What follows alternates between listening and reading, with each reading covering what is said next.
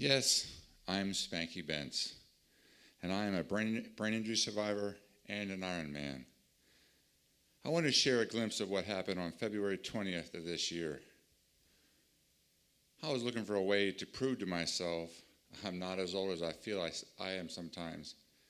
So I was sparked by the idea of a winter mountaineering trip, which meant hiking to and climbing up a peak in the Adirondack Mountains in New York State. Of course, you all know where that is. I have gone winter mountaineering in the Adirondacks before. The uniqueness of this time was that I am 55 and have a traumatic brain injury. I researched the route and researched and researched. The forecast was snow and ice all the way, with Arctic conditions and sub-zero temperatures at the summit, all of which came true. The more I researched, the more I think I was looking for reasons not to do it. But God planted the idea deep in my heart. Now the big question I had to answer was, why? A young friend of mine named Timmy expressed interest in going. His wife had off the days of the trip, so he figured, hey, why not? As we digested the idea, Timmy expressed the idea for a life-changing experience. No pressure, right? The closer the trip got, the more God revealed my purpose. Timmy was that purpose.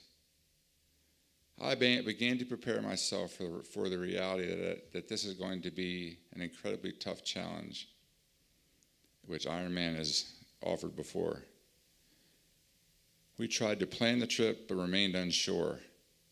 About that time, I read Proverbs 16:3. Commit to the Lord whatever you do, and he will establish your plans. Wouldn't you know it? The route God chose was the toughest one. The question why and how were still in my head. God spoke to me and made it clear. I was going to have to push myself further than I ever had before. I did that. I was going to have to go beyond myself to do this. I gave it all to God. And God reached his hand down from the heavens and pulled me up that mountain. And the most important thing is, Timmy was there to witness it. As the climb went on, my brain injury began to impair me.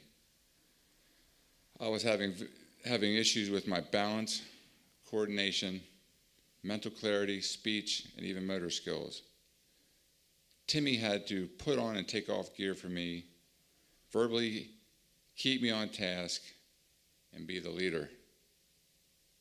I think Timmy was humbled that day, and I know a seed was planted deep inside him that day as well. He got his life-changing experience. In the end, an 8-hour hike took 13 plus hours.